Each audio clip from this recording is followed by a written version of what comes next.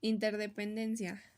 En la década de 1970, después de 30 años de relativa estabilidad en el sistema internacional, resultado del balance de poder entre las dos superpotencias que son Estados Unidos y la Unión Soviética, enfrentadas ideológicamente en la Guerra Fría, el mundo ha cambiado radicalmente. La ausencia de un conflicto armado directo entre las dos superpotencias y sus principales aliados dentro del mundo industrializado, aun ante la existencia de conflictos aislados en algunos espacios periféricos, permitió, en especial en el mundo capitalista occidental, un desarrollo económico y tecnológico acelerado entre los años 1945 y 1970.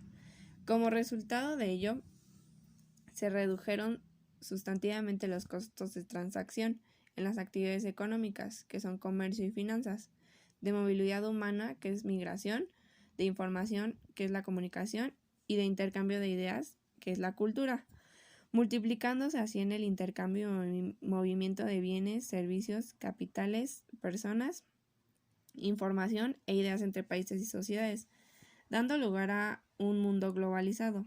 Al ser así, se observa un incremento importante en los actores internacionales con relevancia e incidencia en el ámbito mundial, así como en los temas que interesan a estos y los instrumentos y estrategias que utilizan para interactuar en el sistema global.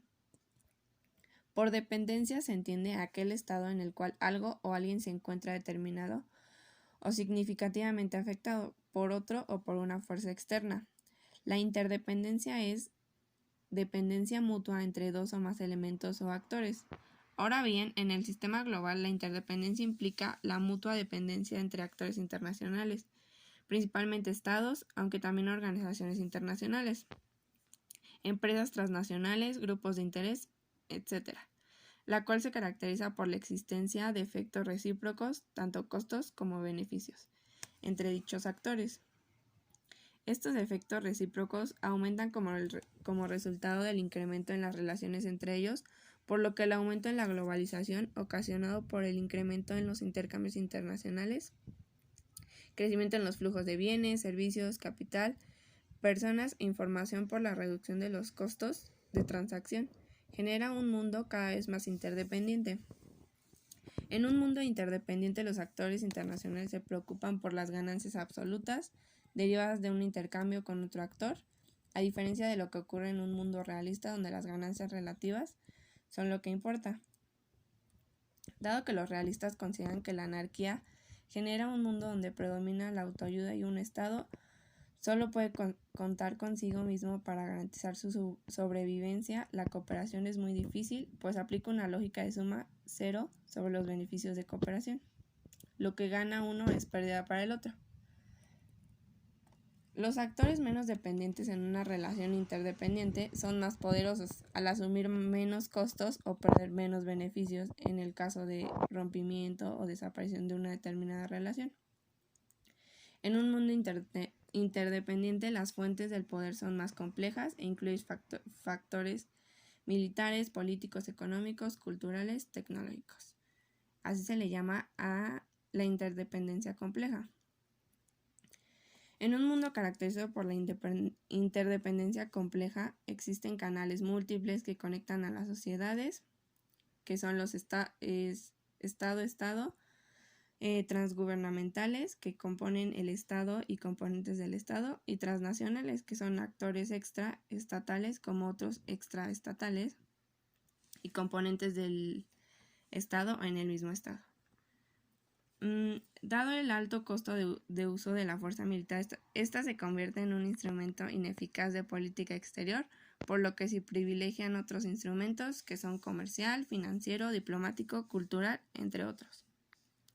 Al haber una ausencia de jerarquía en los temas de agencia internacional, se observa una agente múltiple y compleja. Además, no necesariamente existe una vinculación directa entre los diferentes temas de la agencia internacional. Con la finalidad de facilitar la coordinación entre la multiplicidad de actores, agendas e instrumentos en un mundo interdependiente, existen fuertes incentivos para la creación de regímenes y organizaciones internacionales. Constructivismo. Mutua constitución de las estructuras sociales y los agentes de las relaciones internacionales. A partir de la década de los 90 comienza a tomar protagonismo las relaciones internacionales, esto después de la Guerra Fría. En sí, el constructivismo es la reconstrucción de conceptos como el poder, la identidad nacional, nuevos modelos de educación. Dentro de esto se analizan las necesidades. En cuanto al poder tenemos un nuevo enfoque. Adopta ideas y contextos culturales antes que la fuerza bruta. Empieza a tomar más importancia el denominado soft power o poder blando, que es un término usado en las relaciones internacionales para describir la capacidad de un actor político, como por ejemplo un Estado, para incidir en las acciones o intereses de otros actores valiéndose de medios culturales e ideológicos. Se cree también que el constructivismo inicia con temas pedagógicos, que no influye el ambiente, cada individuo puede crear su identidad, no influye el interés ni cuestiones económicas. Considera estándares positivistas para observar el mundo, acepta una realidad externa y también reconoce y acepta las ideas y creencias en el mundo. Dentro del constructivismo existe una estructura social, que son claves para el estudio de las relaciones internacionales. Dentro de estas estructuras existen tres elementos: entendimientos intersubjetivos, recursos materiales y las prácticas. Dentro de los entendimientos intersubjetivos tenemos que son ideas compartidas. Es un conocimiento en conjunto que tienen ciertos individuos con características en común. Estas pueden ser reglas, normas, significados, lenguaje, ideologías, y las cuales son fundamentales para una construcción de una identidad. Crean órdenes sociales cuya tarea es determinar cómo actuará la sociedad. En otras palabras, se define como expectativas colectivas acerca de una conducta apropiada para una identidad dada. Recursos materiales. Cobra sentido si se toma en cuenta la idea intersubjetiva. El significado proviene de la estructura de conocimiento compartido que los envuelve. Un objeto por sí solo no dice nada hasta que se le otorga un sentido o una idea. Práctica. Esta está basada en experiencias, conocimiento del entorno y circunstancias. Proviene de los entendimientos intersubjetivos. Algo similar sucede en las relaciones internacionales cuando un Estado se erige como promotor del libre comercio. Este está asimilando y reproduciendo la estructura normativa internacional de la apertura económica. El sistema multilateral de comercio prescribe pautas de comportamiento dirigidas a la liberación de aranceles, la creación de tratados y el tratamiento de la nación más favorecida. Los estados ponen en práctica estas normas en sus relaciones exteriores y con ello hacen posible la existencia de esta estructura. Al influir en las acciones de un autor, las estructuras normativas afectan la identidad y los intereses. Esto sucede bajo una lógica de constitución mutua. Una de las estructuras sociales más relevantes de las relaciones internacionales es el orden hegemónico. Como señala Christian Reus Smith, un Estado es hegemónico cuando cumple las siguientes tres características: la superioridad material sobre los demás, el gozo de un consenso que lo legitima y la voluntad de ejercer la hegemonía al crear y promover normas dirigidas a establecer un orden favorable en las relaciones internacionales. Identidad e intereses. Una de las principales contribuciones del constructivismo es problematizar las identidades y los intereses de los actores internacionales. Los constructivistas afirman que las identidades y los intereses son variables socialmente construidas que dependen del contexto histórico y cultural que estén insertos. Metodológicamente conviene entender primero una identidad para comprender sus intereses asociados. Identidad se incorporó como una variable importante en las RI hasta la llegada del constructivismo.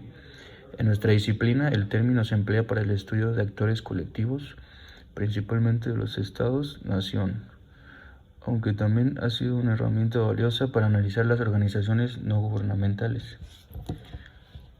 Aunque el constructivismo enfatiza la importancia del Estado, no ignora la pluralidad que caracteriza las relaciones internacionales. Por esta razón, una definición de identidad útil debe incluir al conjunto de actores internacionales. Los atributos que posee un actor son fundamentales en la construcción de una identidad. Las características que contribuyen a definir esto pueden ser etnia, cultura, geográfica, religión, política o económica. Un ejemplo es que por sus atributos podemos definir a un país como árabe, desarrollado o productor de petróleo. Los intereses de los estados consisten en maximizar su seguridad y su bienestar. En el constructivismo se propone estudiarlos de acuerdo a la particularidad de cada actor internacional y de cada contexto histórico. Así pueden observarse de manera más clara los distintos intereses entre los diferentes estados. Por ejemplo, un país de rango medio como México se propone velar por los intereses de los mexicanos en el extranjero, mientras que la potencia hegemónica tendrá en su interés la seguridad de Estados Unidos, la de sus aliados y socios.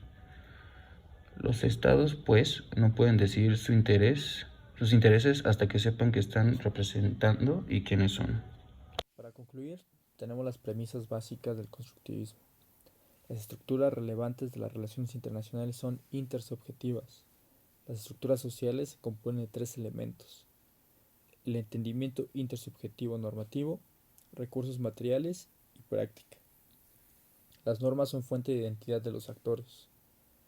Las identidades generan y moldean los intereses de los actores.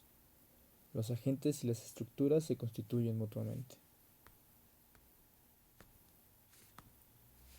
En conclusión, el constructivismo puede explicar el mundo desde su visión global, porque depende de lo que un individuo piense de él.